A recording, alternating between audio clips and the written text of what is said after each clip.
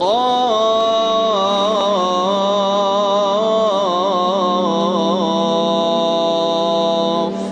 والقرآن المجيد.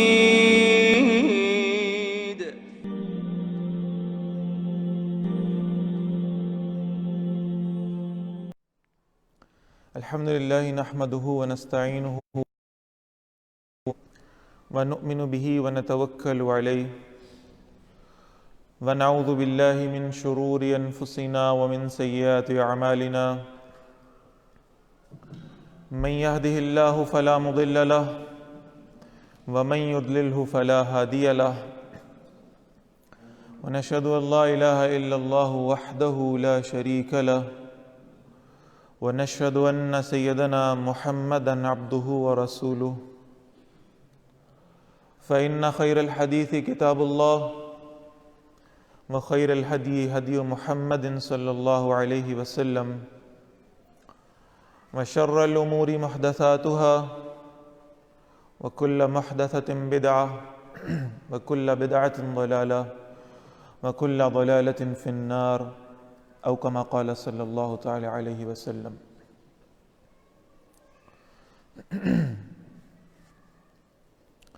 أما بعد فقد قال الله تبارك وتعالى: أعوذ بالله من الشيطان الرجيم بسم الله الرحمن الرحيم. قل إن كنتم تحبون الله فاتبعوني. وقال الله عز وجل: ألم نشرح لك صدرك ووضعنا عنك وزرك الذي أنقض ظهرك ورفعنا لك ذكرك. صدق الله العظيم. وقال النبي صلى الله عليه وسلم: من أحب سنتي فقد أحبني ومن أحبني كان معي في الجنة كما قال صلى الله تعالى عليه وسلم. رب اشرح لي صدري ويسر لي أمري واحلل عقدة من لساني يفقهوا قولي. اللهم ربنا ألهمنا رشدنا وأعذنا من شرور أنفسنا. اللهم أرنا الحق حقا وارزقنا اتباعه وأرنا الباطل باطلا وارزقنا اجتنابه. آمین یا رب العالمین.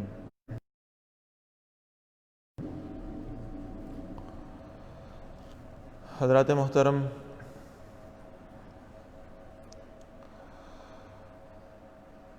تمام مسلمانوں کے نزدیک نبی اکرم صلی اللہ علیہ وسلم کی محبت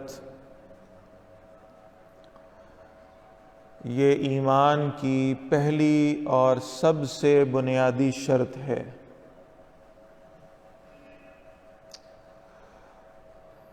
ہمارے فقہا نے جب ایمان کو ڈیفائن کیا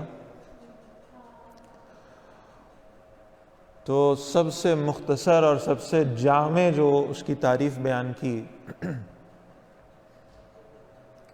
تو امام طحاوی رحمۃ اللہ تعالی علیہ لکھتے ہیں کہ الایمان تصدیق بما جاء به النبی صلی اللہ علیہ وسلم.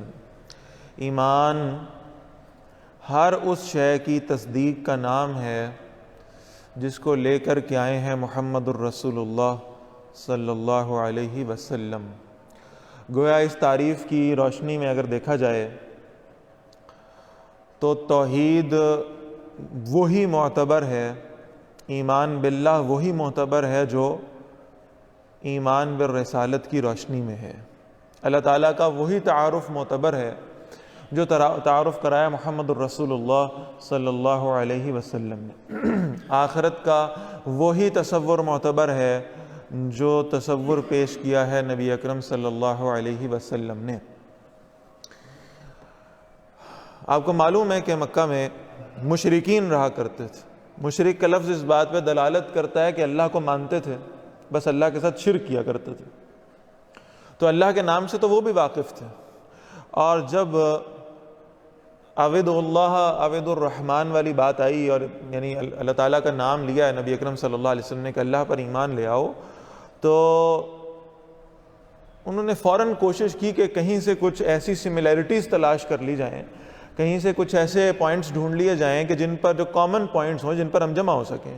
اور اس غرض سے وہ نبی اکرم صلی اللہ علیہ وسلم کے پاس آئے اور کہنے لگے کہ آپ بھی اللہ کا نام لیتے ہیں، ہم بھی اللہ کا نام لیتے ہیں، فرق کوئی زیادہ نہیں ہے، تو آئیے ہم بیٹھ جاتے ہیں، کچھ نیگوشیٹ کر لیتے ہیں، کچھ کمپرومائزز کر لیتے ہیں. بات تو کامن ہی ہے، آپ بھی اللہ کی بات کرتے ہیں، ہم بھی اللہ کی بات کرتے ہیں، تو ہمارا آپس میں کوئی دین کا اس قدر فرق نہیں ہے. اس پر پھر سورۃ الکافرون نازل ہوئی ہے. قل یا ایھا الکافرون لا اعبد ما تعبدون. نبی صلی اللہ علیہ وسلم ان سے واضح کہیے کہ تم کافر ہو، اس بنیاد پر کافر ہو کہ جس کی تم بندگی کرتے ہو میں اس کی بندگی نہیں کرتا، حالانکہ نام دونوں اللہ ہی کا لے رہے ہیں. قرآن مجید میں بارہا اس بات کا ذکر ہے کہ ان سے پوچھیں آسمان و زمین کا خالق کون ہے، مالک کون ہے، رازق کون ہے، تو یہ جواب کیا دیں گے؟ اللہ ہے. اب جب سورۃ الکافرون اتری اور اس کی تلاوت کی گئی تو مشرکین مکہ بڑے حیران پریشان ہوئے، آ گئے نبی اکرم صلی اللہ علیہ وسلم کی خدمت میں اور کہا کہ اچھا اگر ایسا ہے کہ لفظ تو ایک ہی ہے اللہ کا، لیکن اگر آپ کسی اور اللہ کو مانتے ہیں تو پھر ذرا ڈیفائن کیجئے کہ آپ کا اللہ کون ہے. اور اس پر پھر سورہ اخلاص نازل ہوئی ہے، جسے صحابہ کرام رضوان اللہ تعالیٰ علیہ مجمعین سورۃ التوحید بھی کہا کرتے تھے، جس میں اللہ کو ڈیفائن کیا گیا ہے. قل هو اللہ احد، یعنی بتایا یہ گیا کہ جس اللہ کا لفظ تم استعمال کرتے ہو اور جس اللہ کو تم اپنا خدا مانتے ہو، ہم اس کو اپنا خدا نہیں مانتے. ہمارے اللہ کی ڈیفینیشن وہ ہے جو بتائی ہے محمد رسول اللہ صلی اللہ علیہ وسلم نے، جو نازل فرمائی ہے اللہ نے قرآن مجید میں، اور وہ ڈیفینیشن یہ ہے کہ ہمارا اللہ تو وحدہ لا شریک ہے. اس بنیاد پر ہم اور تم ایک نہیں ہیں، بلکہ ہمارے اور تمہارے ادیان میں فرق بہت واضح طور پر موجود ہے. تو میں عرض یہ کر رہا ہوں کہ دین کا جو بنیادی مصدر ہے، جو ماخذ ہے، جو سورس ہے، وہ ہے رسول اللہ صلی اللہ علیہ وسلم کی ذات مقدسہ.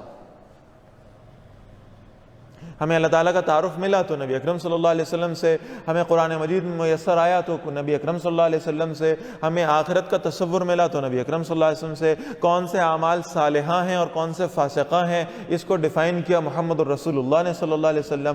جو آپ صلی اللہ علیہ وسلم کا طریقہ ہے وہ صراط مستقیم ہے، آپ کی سنت جنت کا راستہ ہے. لہٰذا میں اگر ان ساری باتوں کو ایک جملے میں سمونا چاہوں تو نبی اکرم صلی اللہ علیہ وسلم پر ایمان لائے بغیر اور آپ صلی اللہ علیہ وسلم کی اتباع کیے بغیر جنت کے راستے پر ایک قدم بڑھانا بھی ممکن نہیں ہے.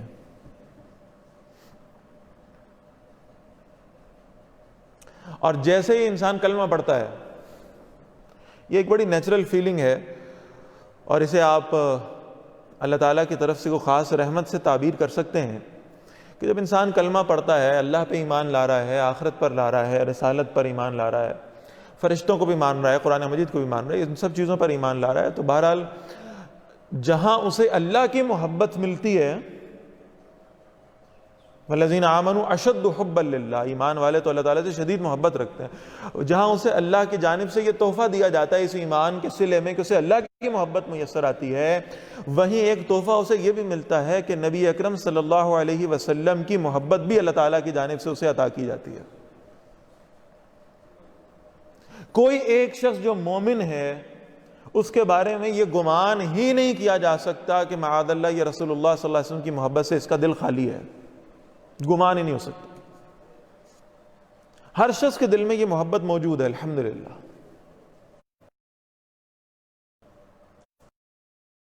آج سے نہیں ہے، میں چند مثالیں عرض کرتا ہوں مسلمانوں کی، یعنی صحابہ علیہ مجمعین کی، اس لیے کہ رسول اللہ خود فرمانے صلی اللہ علیہ وسلم خیر القرون قرنی ثم الذین یلونہم ثم الذین یلونہم، سب سے بہترین زمانہ تو خود اللہ کے رسول کا زمانہ ہے. لہٰذا آپ صلی اللہ علیہ وسلم کے زمانے میں صحابہ تھے، انہوں نے آپ صلی اللہ علیہ وسلم سے محبت کیسے فرمائی ہے، یہ ہمارے لیے آئیڈیل اور رول ماڈل ہوگا. کجائیے کہ ہم آج کے کسی ایک شخص کو لیں اور اس کی محبت کی مثالیں پیش کرنا شروع کر دیں یا اس پر تنقید کرنا شروع کر دیں. اس واقعے کی طرف بھی انشاءاللہ میں آخر میں آؤں گا، لیکن اس وقت مقصود یہ ہے کہ ہم صلی اللہ علیہ وسلم کے صحابہ کس انداز میں رسول اللہ سے محبت کیا کرتے تھے صلی اللہ علیہ وسلم، اس کی چند ایک مختصر مثالیں میں آپ کے سامنے رکھتا ہوں. آپ صلی اللہ علیہ وسلم کے صحابہ میں سب سے جلیل القدر ہیں سیدنا صدیق اکبر رضی اللہ تعالی عنہ. ہجرت کا سفر ہے، نبی اکرم صلی اللہ علیہ وسلم دیکھتے ہیں کہ حضرت ابوبکر رضی اللہ تعالی عنہ کبھی ان کے بائیں جانب آ جاتے ہیں، کبھی پیچھے آ جاتے ہیں۔ آپ صلی اللہ علیہ وسلم استفسار فرماتے ہیں، ابو بکر یہ آپ اپنی ڈائریکشنز کیوں تبدیل کر رہے ہیں؟ آپ اپنے مقامات کو تبدیل کیوں کر رہے ہیں سفر کے دوران میں؟ آپ کبھی اس کیفیت کو محسوس کریں کہ آپ بس میں بیٹھے ہوئے ہیں اور آپ کو محسوس ہو کہ ایک شخص جو ہے نا وہ آپ کے کبھی دائیں والی سیٹ پہ آ کر بیٹھ جاتا ہے، پھر اٹھتا ہے تو بائیں والی سیٹ پہ آ کے بیٹھ جاتا ہے، کبھی آگے آ جاتا ہے، کبھی پیچھے سیٹ پہ چلا جاتا ہے، تو آپ کو محسوس ہوگا کہ پتہ نہیں کیا معاملہ ہے، ایک جگہ پر ٹک نہیں رہا۔ میں اس سے پوچھتا ہوں کہ تم بار بار اپنی سیٹ چینج کیوں کر رہے ہو؟ اسی لیے رسول اللہ نے پوچھا صلی اللہ علیہ وسلم ابو بکر رضی اللہ تعالیٰ عنہ سے کہ آپ اپنی جگہ تبدیل کیوں فرما رہے ہیں؟ تو سیدنا ابو بکر صدیق رضی اللہ تعالیٰ عنہ نے کہا، یا رسول اللہ صلی اللہ علیہ وسلم، جب مجھے محسوس ہوتا ہے کہ دائیں جانب سے کوئی قدموں کی چاپ آ رہی ہے، کسی سواری کی آواز آ رہی ہے، تو میں آپ کی دائیں جانب آ جاتا ہوں، اور جب مجھے محسوس ہوتا ہے کہ کوئی بائیں جانب سے نہ آ جائے تو میں آپ کے بائیں جانب حاضر ہو جاتا ہوں، کہ کوئی آپ پر حملہ کرنے کی غرض سے آئے تو سب سے پہلے مجھ پر حملہ آور ہو جائے، کوئی آپ کو نقصان پہنچانے کی کوشش کرے تو سب سے پہلے مجھے نقصان پہنچا دے لیکن آپ تک نہ پہنچ پائے۔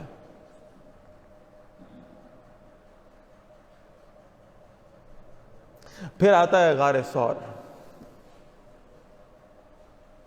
اللہ ہم سب کو وہاں لے جائے اور اللہ ہمیں اس کو دیکھنے کی اور اس کیفیت کو وہاں جا کر محسوس کرنے کی توفیق عطا فرمائے۔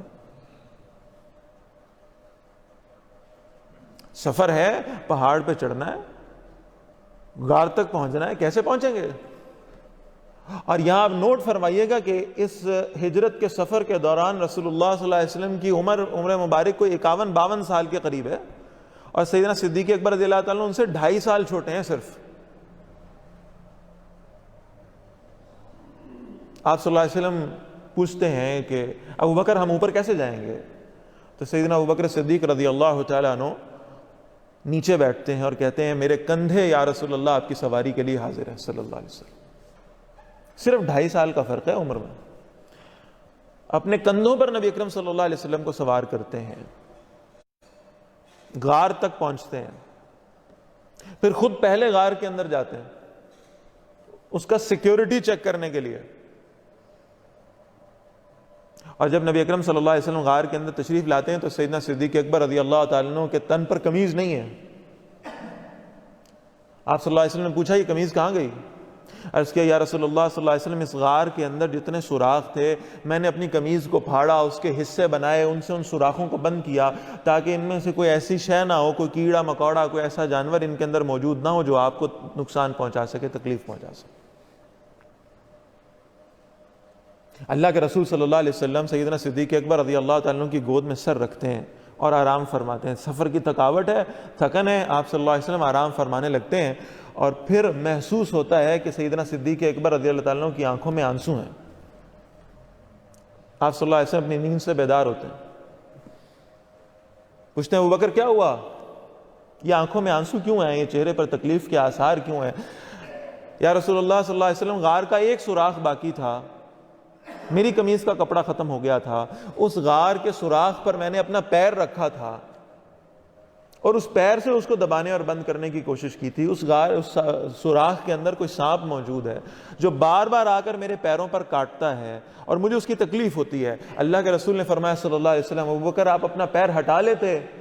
کہا، یا رسول اللہ صلی اللہ علیہ وسلم، یہ وہی پیر تھا جس کی ران پہ سر رکھ کر آپ آرام فرما رہے تھے، مجھے سانپ سے کٹوانا تو منظور تھا، لیکن یا رسول اللہ صلی اللہ علیہ وسلم مجھے آپ کو تکلیف دینا مقصود نہیں تھا، آپ کی نیند میں خلل واقع ہو جائے یہ مجھے منظور نہیں ہے۔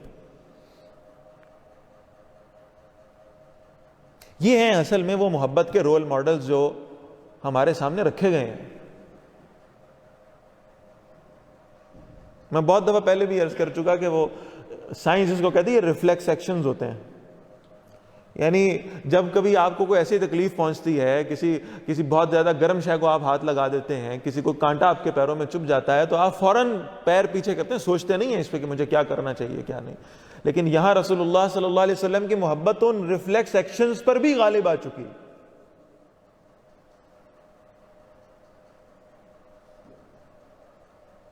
ہم یہاں جذباتیت کے نام پر اور رسول اللہ صلی اللہ علیہ وسلم کا نام لے کر پتہ نہیں کیا کچھ کر گزرتے ہیں، لیکن آپ دیکھیے کہ وہاں جہاں فیصلہ کرنے کا اختیار دماغ کو حاصل نہیں بھی ہے، وہ ایکٹس بھی، وہ ایکشنز بھی اصل میں رسول اللہ صلی اللہ علیہ وسلم کی محبت کے تابع ہیں۔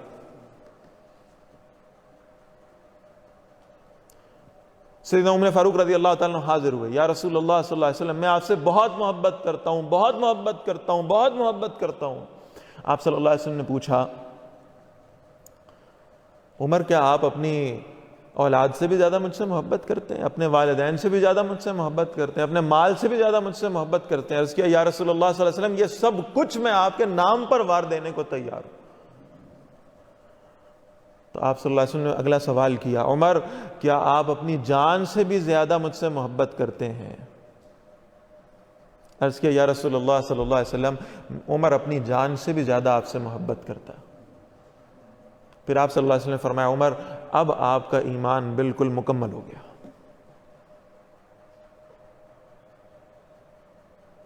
عثمان غنی رضی اللہ تعالیٰ نے ایک دن رسول اللہ صلی اللہ علیہ وسلم کو اپنے گھر دعوت دی۔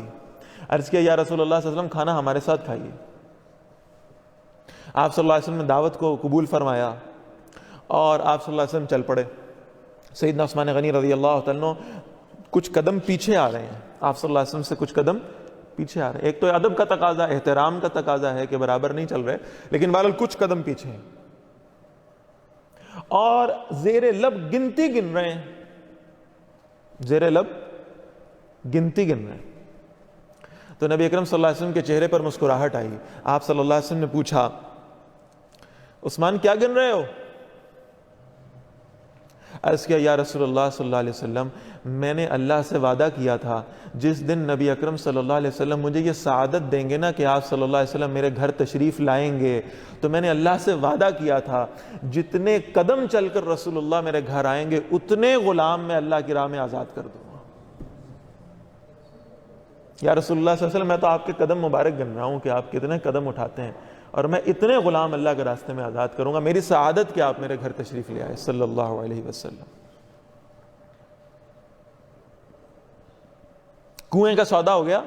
نبی اکرم صلی اللہ علیہ وسلم نے فرمایا، مسلمان بیمار ہو رہے ہیں، پانی مدینہ کا راس نہیں آ رہا ہجرت کے بعد، کون ہے جو یہ کنواں خرید کر اللہ کے راستے میں وقف کرے گا؟ سیدنا عثمان غنی رضی اللہ تعالیٰ عنہ گئے، اور ضمانت کیا ہے؟ جنت کی۔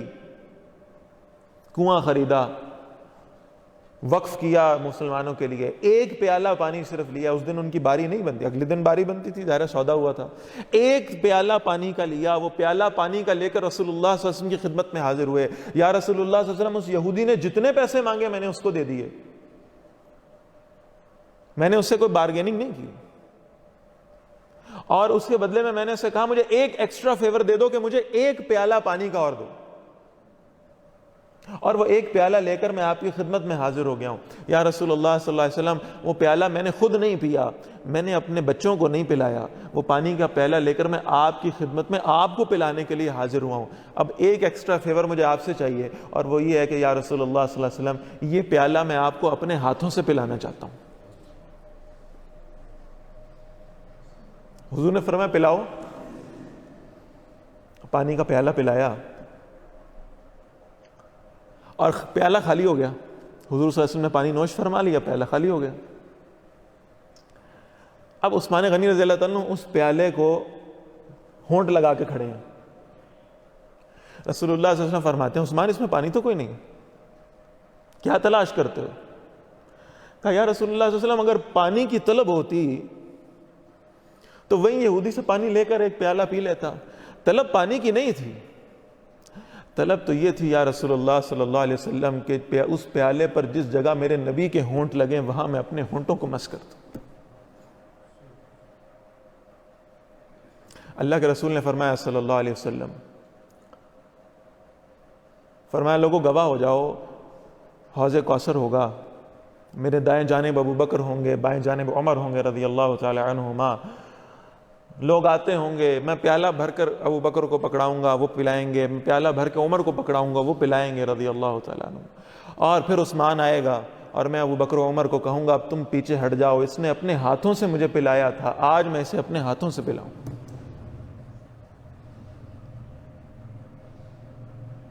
محبت یہ ہے۔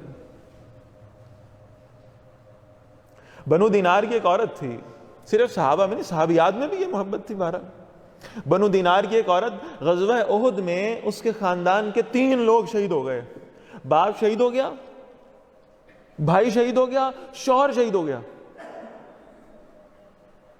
غزوہ احد میں مسلمانوں کا لشکر مدینہ منورہ میں واپس داخل ہو رہا ہے، وہ خاتون پردے میں سامنے آئی، کسی نے کہا اللہ کی بندی، اللہ تجھ پر رحم کرے، تیرا تو باپ بھی شہید ہو گیا، تیرا تو بھائی بھی شہید ہو گیا، تیرے تو سر کا تاج تیرا شوہر بھی شہید ہو گیا، اللہ تجھ پر رحم کرے۔ اور وہ عورت کہتی ہے میرے بھائی باپ اور شوہر کو چھوڑو، صرف اتنا بتاؤ اللہ کے رسول صلی اللہ علیہ وسلم کو زخم تو نہیں آیا؟ لیکن نہیں، اللہ کے رسول ٹھیک ہے صلی اللہ علیہ وسلم۔ کیا میں اللہ کے نبی کی زیارت کر سکتی ہوں، دیدار کر سکتی ہوں؟ کہ وہاں موجود ہیں، آپ چلی جائیے۔ وہ خاتون پردے میں رسول اللہ صلی اللہ علیہ وسلم کے پاس گئی ہیں، اللہ کے نبی صلی اللہ علیہ وسلم کے چہرے کو دیکھا، آپ صلی اللہ علیہ وسلم نے پہچانا اور فرمایا اللہ کی بندی، تیرے تینوں محرم مرد جو ہیں وہ دنیا سے رخصت ہو گئے، اللہ نے ان کی جانیں اپنے راستے میں قبول کر لیں، اللہ تجھ پر رحم فرمائے۔ کہ یا رسول اللہ صلی اللہ علیہ وسلم میں نے آپ کا چہرہ دیکھ لیا، اللہ کی قسم اس کے بعد مجھے کوئی غم ہی نہیں ہے، اب کوئی غم نہیں۔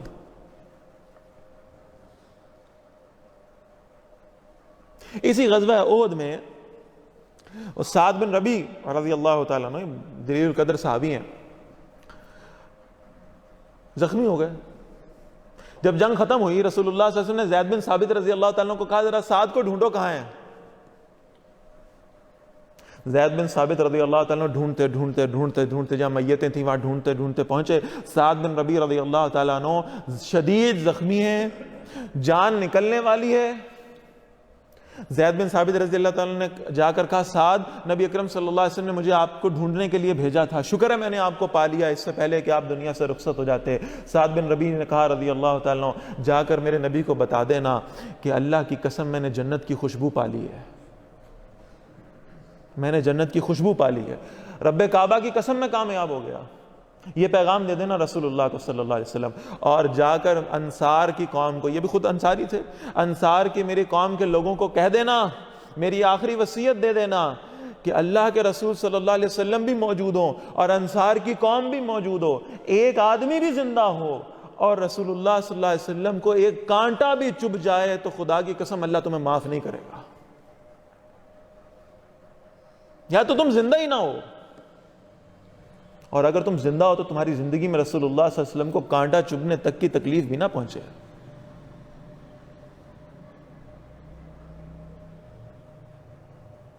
ایک چند ساتھی جا رہے ہیں، مشرکین مکہ نے دھوکہ کیا، انہیں گرفتار کر لیا۔ ان میں ایک ہیں خبیب بن عدی رضی اللہ تعالیٰ عنہ، اور دوسرے ہیں زید بن وسنہ رضی اللہ تعالیٰ۔ یہ جو امیہ بن خلف تھا حضرت بلال کا آقا، امیہ بن خلف کو حضرت بلال نے پکڑ کے قتل کرا دیا تھا۔ عبد الرحمن بن عوف رضی اللہ عنہ جب ان کو پکڑا تو حضرت بلال نے کہا اس کو قتل کرو، اس کو قیدی نہیں بنانا، اس نے مجھ پر بڑے ظلم کیے ہوئے۔ اس امیہ کا بیٹا تھا صفوان بن امیہ، اس کو بڑا دکھ تھا کہ میرے باپ کو قتل کر دیا گیا ہے۔ جب یہ قیدی پکڑے گئے نا، جن میں زید بن وسنہ بھی تھے اور خبیب بن عدی بھی تھے رضی اللہ تعالیٰ عنہما، اس نے کہا کہ اب یہ میرے غلام ہے اور میں ان کو قتل کرواؤں گا۔ خبیب بن عدی کو لے گئے مکے کے باہر، لوگ جمع ہو گئے، عورتیں آ گئیں، مکے کی بچے آ گئے، مرد آ گئے، سب لوگ جمع ہو گئے۔ ایک درخت کے اوپر رسیاں باندھ کر خبیب بن عدی رضی اللہ تعالیٰ کو لٹکا دیا گیا۔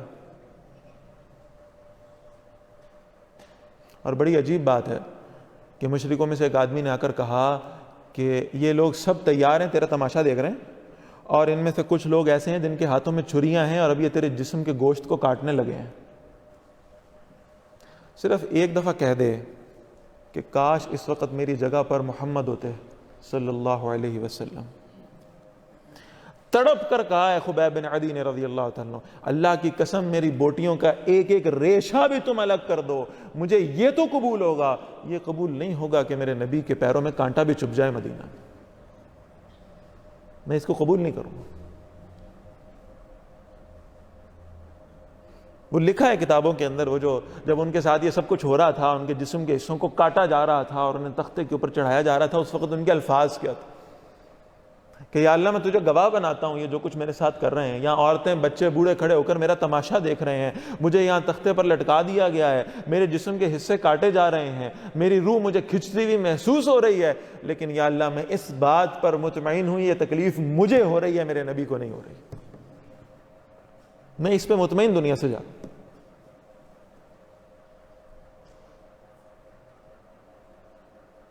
یہ صحابہ اکرام رضوان اللہ علیہم اجمعین کی محبت کا معاملہ تھا.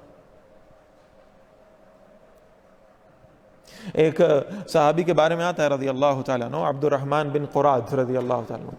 نبی اکرم صلی اللہ علیہ وسلم کے لیے یہ ایک دن جو ہے نا وہ کھڑے ہیں وضو کا پانی لے کر، انتظار میں کھڑے ہیں، میں وضو کروں. نبی اکرم صلی اللہ علیہ وسلم نے کہا سوال کرو، مانگو، فرمائش کرو، کیا چاہتے ہو؟ تم نے بڑا ادب کیا میرا، تم میرے لیے وضو کا پانی لے کر کھڑے انتظار کر رہے ہو، کیا فرمائش؟ کتنی بڑی اپرچونٹی مل رہی ہے کہ رسول اللہ صلی اللہ علیہ وسلم خود پوچھ رہے ہیں کیا چاہیے بھائی. میں اللہ سے کہہ کے وہ اللہ سے درخواست کرتا ہوں، اللہ تعالیٰ تمہیں مجھے عطا فرما دیں گے، مانگو کیا مانگتے ہو، کیا فرمائش کرتے ہو، مل جائے گی. میرے جیسا کوئی ہوتا تو شاید کہتا کہ دنیا کی کچھ آسائشیں مل جائیں، یہ فلاں شے نہیں ہے کہ مل جائے، یہ فلاں شے نہیں، ایسا ہو جائے ایسا ہو جائے. ایک آپ کے پاس اپرچونٹی ہے کہ رسول اللہ صلی اللہ علیہ وسلم پوچھ رہے ہیں کیا چاہیے بھائی، کیا فرمائش کرتے ہو. میں قربان جاؤں اس صحابی پر کہ یا رسول اللہ صلی اللہ علیہ وسلم اگر آپ نے کہہ ہی دیا ہے اور آپ میرے لیے دعا کرنے ہی لگے ہیں تو آپ ہاتھ اٹھائیے اور اللہ سے دعا کیجئے اللہ عبد الرحمن کو جنت میں آپ کی ہمسائیگی عطا فرما دے. جیسے میں دنیا میں آپ کی قربت مجھے میسر ہے، اللہ جنت میں بھی ایسی قربت عطا فرما دے. حضرت قوقع رحمہ اللہ تعالیٰ ایک بہت بڑے تابعی تھے، بڑے شاگرد ان کے ہوئے ہیں. ایک دن مجلس میں بیٹھے ہوئے کسی نے پوچھا حضرت آپ بڑے تابعی ہیں، آپ بڑے شیخ الحدیث ہیں، بتائیے جنت کی سب سے بڑی اٹریکشن کیا ہے، جنت میں کیا شے سب سے خوبصورت ہوگی، سب سے بہترین کیا ہوگا؟ سارے جواب درست ہو سکتے ہیں کہ حوریں ہوں گی اور محلات ہوں گے اور سونا چاندی کی بنی ہوئی چیزیں ہوں گی اور حوض ہوں گے اور شراب طہور ہوگی اور یہ ہوگا اور یہ ہوگا، سب چیزیں سیکھ، سارے جواب درست ہو سکتے ہیں. لیکن آپ دیکھیے کہ کسی شخص کا فوکس جب کسی خاص شے پر بن جاتا ہے، اس کی کنسنٹریشن جب کسی خاص شے کی طرف چلی جاتی تو وہ کیا جواب دیتا ہے. اس تابعی نے خاموشی اختیار کی، آنکھیں بند کی، شاید جنت کا تخیل کر رہے ہوں گے، اور پھر آنکھیں کھولی اور کہا اللہ کی قسم جنت کی سب سے بڑی خوبصورتی یہ ہے کہ وہاں رسول اللہ ہوں گے صلی اللہ علیہ وسلم. جنت کی خواہش کرنے والوں کو اس کی بھی تو خواہش کرنی چاہیے نا کہ اللہ جنت میں رسول اللہ صلی اللہ علیہ وسلم سے ملاقات کرنا. کتنی بڑی نعمت، کتنی بڑی نعمت. ہم سیرت پڑھاتے ہیں تو ہم بتاتے ہیں کہ آپ کبھی شبلی نعمانی کی سیرت پڑھیں گے، کبھی سید سلمان ندوی کی سیرت پڑھیں گے، کبھی صفی الرحمن مبارک پوری کی سیرت پڑھیں گے. بے شمار لوگوں نے بے شمار کتابیں سیرت کی لکھ چھوڑی ہر زبان کے اندر. ہر ایک کو پڑھنے کا اپنا لطف ہے، اپنا مزہ ہے، اپنی حلاوت ہے، اپنی مٹھاس ہے، آپ کو وہ کیفیت محسوس ہوگی. لیکن ذرا ان ساری باتوں سے اوپر جا کے دیکھیے کہ نبی اکرم صلی اللہ علیہ وسلم کی سیرت پڑھتے ہوئے کبھی ہاتھ اٹھائیے اور کبھی اللہ سے یہ دعا کیجئے اور پھر اس کیفیت کو محسوس کیجئے کہ اللہ تعالیٰ جنت میں رسول اللہ صلی اللہ علیہ وسلم سے ملاقات کرا دیں اور میں اللہ کے نبی سے پوچھوں صلی اللہ علیہ وسلم کہ ذرا آپ مجھے اپنی زبان مبارک سے سنائیے کہ طائف میں کیا ہوا تھا. یا رسول اللہ صلی اللہ علیہ وسلم آپ بتائیے کہ جب احد کے میدان میں خود کی کڑیاں آپ کے رخسار مبارک میں گھسی تھیں تو اس وقت کیا کیفیت تھی. آپ بتائیے جب آپ نے اپنے پیارے محبوب چچا سید حمزہ رضی اللہ تعالیٰ عنہ کی لاش کو مسح ہوا ہوا دیکھا تھا تو آپ پر کیا گزری تھی. آپ بتائیے کہ فتح مکہ کے موقع پر جب آپ اپنا سر جھکائے اپنی اونٹنی پر بیٹھے اللہ کی حمد و ثنا کر رہے تھے تو دل کی کیا کیفیت تھی. آپ مجھے بتائیں جتنی سیرت کی کتابیں ہم نے جمع کی ہیں، جتنی اس وقت دنیا میں موجود ہیں، ان سب کو جمع کر کے وہ کیفیت نہیں بن سکتی جو جنت میں اللہ کے رسول صلی اللہ علیہ وسلم سے سننے کی کیفیت ہوگی. اللہ ہم سب کو عطا کرے. اور یہ ہوگی تب جب رسول اللہ سے محبت ہوگی صلی اللہ علیہ وسلم. اب ذرا اسی بات کو ایک اور پہلو سے میں آپ کے سامنے رکھنا چاہ رہا ہوں جو بڑی اہم بات ہے. اللہ فرمانے کل ہے نبی صلی اللہ علیہ وسلم ان سے کہیے، اعلان کر دیجئے ان کنتم تحبون اللہ فاتبعونی. اے نبی صلی اللہ علیہ وسلم ان سے کہیے اگر تم اللہ سے محبت کرتے ہو نا تو میری اتباع کرو، رسول اللہ کی اتباع کرو صلی اللہ علیہ وسلم. یحببکم اللہ، اللہ تم سے محبت بھی کرے گا، تمہارے گناہوں کو معاف بھی کرے گا، تمہیں جنت بھی دے دے گا، جہنم سے محفوظ بھی کر دے گا. اتباع کرو.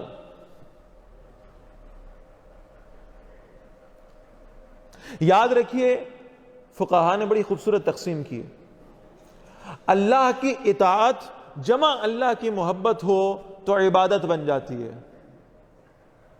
رسول اللہ صلی اللہ علیہ وسلم کی اطاعت اور رسول اللہ صلی اللہ علیہ وسلم کی محبت جمع ہو جائے تو اتباع بن جاتی ہے۔ اللہ کی عبادت کرنی ہے، رسول اللہ صلی اللہ علیہ وسلم کی اتباع کرنی ہے۔ جنت کا اگر کوئی واحد راستہ ہے تو وہ یہی راستہ، اتباع کرو۔ اور وہ اتباع کیسے ہوگی؟ یعنی بڑی آسانی سے ہم یہ لفظ بولتے ہیں، سنت ہی ہے نا۔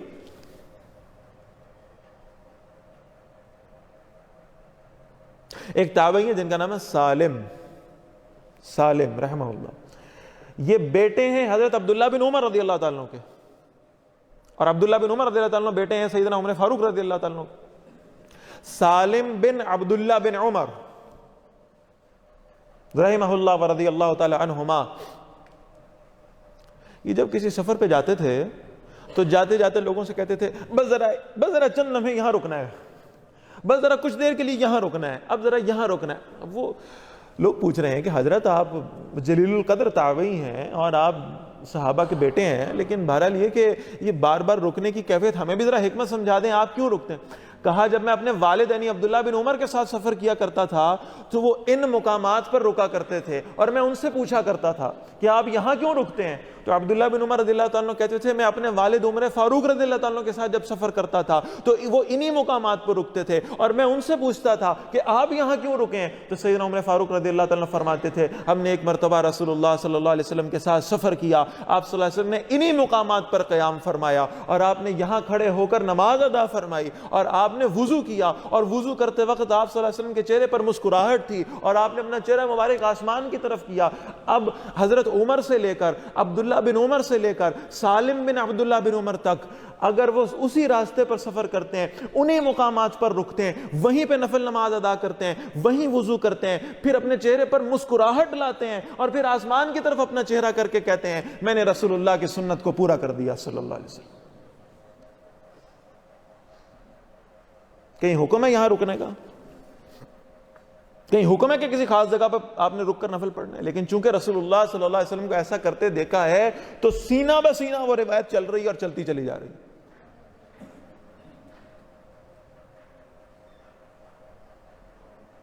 اللہ کے نبی فرماتے ہیں صلی اللہ علیہ وسلم، حدیث مبارکہ، فرمایا جس نے مجھ سے مصافحہ کیا، من صافحنی، جس نے مجھ سے مصافحہ کیا، یا اس سے مصافحہ کر لیا جس نے مجھ سے مصافحہ کیا ہوا تھا۔ مصافحہ سے مراد کیا ہے؟ ہاتھ ملانا۔ جس نے اس سے مصافحہ کیا جس نے مجھ سے مصافحہ کیا ہوا تھا،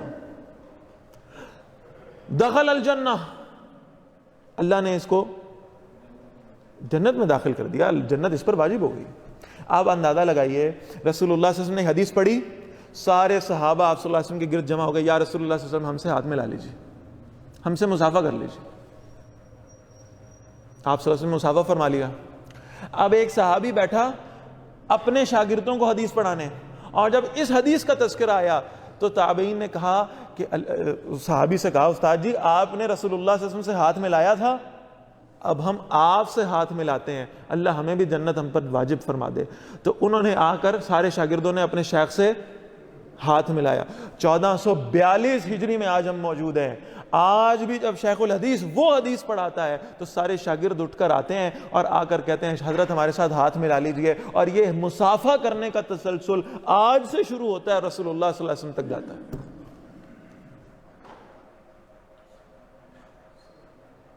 یہ اتباع ہے۔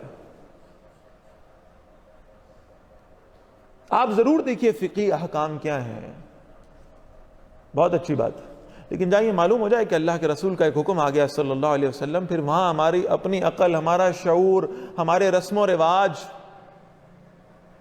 ان کا کوئی جواز نہیں بنتا۔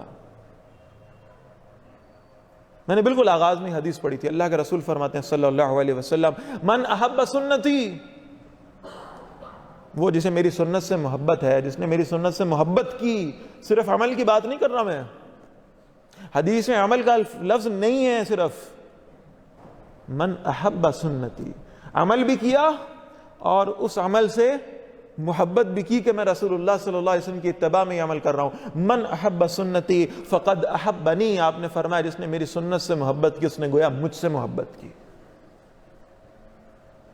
اور پھر فرمایا ومن احبنی، اور جس نے مجھ سے یعنی رسول اللہ صلی اللہ علیہ وسلم سے محبت کی، کان معی فی الجنہ، وہ جنت میں بھی میرے ساتھ ہوگا، اسے جنت میں میری معیت حاصل ہو جائے گی.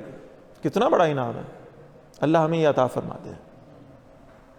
لہذا رسول اللہ صلی اللہ علیہ وسلم کی محبت ہر انسان پر لازم، واجب، اور اس کے بغیر ایمان کا کوئی امکان ہی نہیں ہے.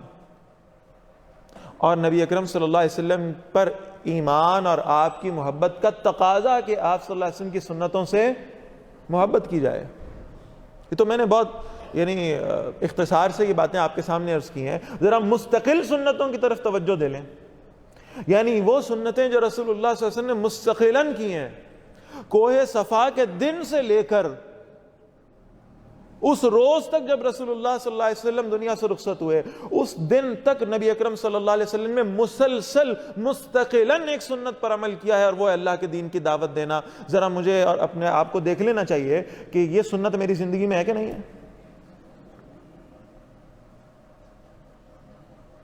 پہلی وحی اقرا باسم ربک الذی خلق پڑھیے، پوری زندگی اللہ کے دین کا تعلیم و تعلم. ذرا مجھے سوچ لینا چاہیے کہ رسول اللہ صلی اللہ علیہ وسلم نے مسلسل 23 سال جو کام کیا اللہ کے دین کی تعلیم و تربیت کا، کیا وہ میری زندگی میں کہیں ہے کہ نہیں ہے؟ پہلی وحی سے یہ حکم آیا اور اللہ کے رسول صلی اللہ علیہ وسلم نے مستقل اس سے عمل کیا. دوسری وحی یا ایھا المدثر قم فانذر وربک فکبر، 23 سالوں کی پوری جد و جہد میں مستقل سنت اللہ کے نبی صلی اللہ علیہ وسلم کی کیا ہے؟ اللہ کے دین کو غالب کرنے کی جد و جہد. ذرا مجھے اپنے بارے میں سوچ لینا چاہیے کہ کیا میں بھی اس جد و جہد میں کوئی شریک ہوں کہ نہیں ہوں؟ کیا میرے ذہن میں بھی یہ بات ہے کہ میں نے اللہ کے نبی صلی اللہ علیہ وسلم کی تعلیمات کو آگے پہنچانا ہے؟ آپ صلی اللہ علیہ وسلم فرماتے ہیں اللہ اس شخص کو تر و تازہ رکھے جو ہم سے کوئی بات سنے اور اسے آگے پہنچا دے.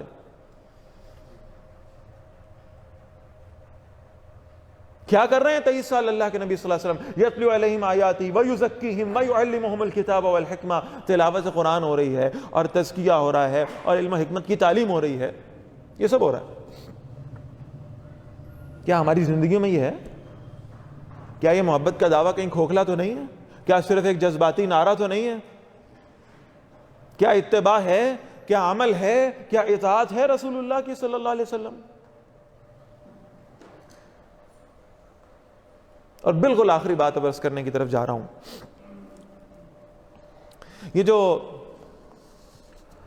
واقعہ ہوا ایک بینک کے اندر، اور ایک گارڈ نے اپنے مینیجر کو قتل کر دیا اور پھر اس نے اعلان کیا کہ اس نے رسول اللہ کی توہین کی تھی صلی اللہ علیہ وسلم. پوچھا کیا توہین کیا کی تھی؟ کہنے لگے، کہہ رہا تھا سنت کا مقام کوئی نہیں. بادی نظر میں تو یہ محسوس ہوتا ہے کہ ایسی کوئی بات ہوئی نہیں، یہ تو کوئی ذاتی رنجش تھی جو پہلے سے چلی آ رہی تھی اور اس کی بنیاد پر اس شخص نے یہ کام کر دیا. واللہ تعالی عالم. لیکن اس شخص سے یہ پوچھا جانا چاہیے تھا. ہم اتنے جذباتی ہو جاتے ہیں بعض اوقات، ہم نے جلوس نکال دیے اور لوگ جناب اس کو لے کر ہیرو بنا کے باہر نکل پڑے، اس کے ہاتھ چومنا، اس کا ماتھا چومنا، ہم نے سمجھا کہ ہمارے لیے بڑی سعادت کی بات ہے اور جنت میں ہم نے جانا تو اسی کام کے لیے جانا ہے. تو ذرا اس سے کوئی یہ تو سوال پوچھتا بھائی کہ اگر اس شخص نے یہ کہا بھی تھا کہ رسول اللہ صلی اللہ علیہ وسلم کی سنت اس کی کوئی ویلیو نہیں ہے معاذ اللہ، تو ذرا یہ بتاؤ کہ آپ جو سنت کے علم بردار بن کے کھڑے ہوئے ہیں، آپ کے اپنے چہرے پر سنت موجود ہے اس وقت؟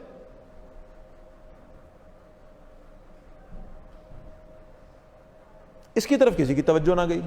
اور پھر بعد میں معلوم ہوا کہ جس شخص کو قتل کیا گیا ہے وہ تو اس کی تو فیس بک پروفائل سے اور اس کے سارے جو پیچھے جو لوگ اس کو جانتے تھے، اتنا بڑا جنازہ ہوا ہے اس شخص کا، اور وہ ایک عالم دین نے کھڑے ہو کر جنازہ پڑھایا اور انہوں نے اس بات کا اعلان کیا ہم اس شخص کو پرسنلی جانتے تھے، نہ اس کا کسی فرقہ ضالہ میں سے کسی کے ساتھ تعلق تھا اور نہ اس کے ایسے نظریات تھے. نماز پڑھا کرتا تھا، اس کے گھر میں نعتیہ محافل ہوا کرتی تھیں، اس کی فیس بک پروفائل کے اوپر رسول اللہ صلی اللہ علیہ وسلم کی اور حسنین کریمین کی اور اہل بیت کی محبت کی کتنی باتیں یہاں موجود تھیں. لہذا معلوم ہوتا ہے معاملہ کچھ اور تھا. چلیے ایک بات ہو گئی. اصل مسئلہ یہ ہے کہ قانون اپنا راستہ کیوں نہیں بناتا؟ ہم عوام الناس کو قانون ہاتھ میں لینے کی طرف راغب کرتے کیوں ہیں؟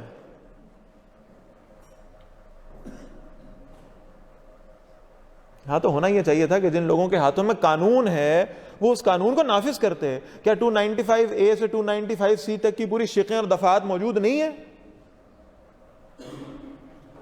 1500 کے لگ بھگ کیسز توہین رسالت کے اس وقت عدالتوں میں موجود ہیں, ایک پر بھی فیصلہ نہیں ہوا. اس کا مطلب ہے نظام بدبودار ہو چکا اور نظام اپنا کام نہیں کر رہا. لوگوں نے قانون کو ہاتھوں میں لینے کا سلسلہ اس لیے شروع کیا ہے اور پھر ظاہر ہے اس پہ غلط واقعات بھی ہو رہے ہیں. آج آپ سوشل میڈیا کو دیکھ لیں تو وہ یعنی جتنے یہ لبرلز ہیں وہ صرف اس ایک واقعے کو بنیاد بنا کر اس سے پہلے جتنے گستاخی کے واقعتاً جو معاملات ہوئے ان سب کو کنڈیم کرنے کی کوشش کر رہے ہیں. کسی ایک شخص کی لا علمی کو علماء دین کا موقف سمجھا نہیں جا سکتا, اور علماء دین میں سے کسی نے اس شخص کی حرکت کی ابھی تک کوئی توجیہ پیش نہیں کی, نہ اس کی حمایت کی ہے. اصل سوچنے والی بات یہ ہے کہ ہم سب رسول اللہ سے محبت کرتے ہیں صلی اللہ علیہ وسلم. سب سے پہلی دیکھنے کی تو بات یہ کہ ہمارے اپنی زندگی کے اندر, ہمارے اپنے گھروں کے اندر رسول اللہ صلی اللہ علیہ وسلم کی سنتیں اور آپ صلی اللہ علیہ وسلم کا عمل, آپ کا دین کہاں تک موجود ہے. وہ ایک واقعہ ہمارے استاد سنا رہے تھے, کہنے لگے کہ ایک آدمی جو ہے نا وہ بڑا ہی شوق و ذوق کے ساتھ یہ جملہ کہا کرتا تھا کہ رسول اللہ صلی اللہ علیہ وسلم جو ہے نا کب میرے گھر میں بھی آنا یا رسول اللہ, اس طرح کا کوئی جملہ کہا کرتا تھا. تو بغیر کسی فقہی مبحث میں پڑے ہوئے کہنے لگے میری زبان سے یہ نکلا کہ اگر واقعتاً رسول اللہ صلی اللہ علیہ وسلم کسی دن تمہارے گھر آ گئے تو سوچو کہ اللہ کے رسول صلی اللہ علیہ وسلم کو کس قدر دکھ پہنچے گا کہ تمہارے گھر میں کیبل ٹی وی پر کیا چل رہا ہے, اور تمہارے گھر میں نمازوں کے اوقات میں لوگ کیا کر رہے ہیں, نمازیں نہیں پڑھی جا رہی, روزے نہیں رکھے جا رہے, اللہ کے دین کی اتباع نہیں کی جا رہی. سوچو تم یہ کہہ تو رہے ہو کہ رسول اللہ صلی اللہ علیہ وسلم تشریف لائیں, اگر واقعتاً رسول اللہ صلی اللہ علیہ وسلم تشریف لے آئے تو تمہارے گھر کے حالات دیکھ کر آپ کو کس قدر دکھ ہوگا. اللہ اس کی طرف ہماری توجہ مبذول کرا دے. ورنہ اگر ہم اپنا جائزہ لے لیں تو کیفیت وہی محسوس ہوتی ہے جو علامہ اقبال رحمہ اللہ کہہ کر گئے ہیں کہ گر تمی بینی حسابم ناگزیر از نگاہ مصطفیٰ پنہا بگیر. وہ کہتے ہیں یا اللہ اگر میرا حساب آپ نے قیامت والے دن لینا ہی ہونا تو میری درخواست صرف اتنی ہے, میرے نامہ اعمال کو رسول اللہ صلی اللہ علیہ وسلم کے سامنے نہ کھولیے گا, اس لیے کہ میرے نامہ اعمال میں وہ چیزیں موجود ہیں جو میرے نبی کو تکلیف پہنچائیں گی. میرے عمل ایسے نہیں ہیں کہ اللہ کے نبی صلی اللہ علیہ وسلم ان سے خوش ہوں. اس کی طرف سب سے زیادہ توجہ دینے کی ضرورت ہے. اور یہ حقیقت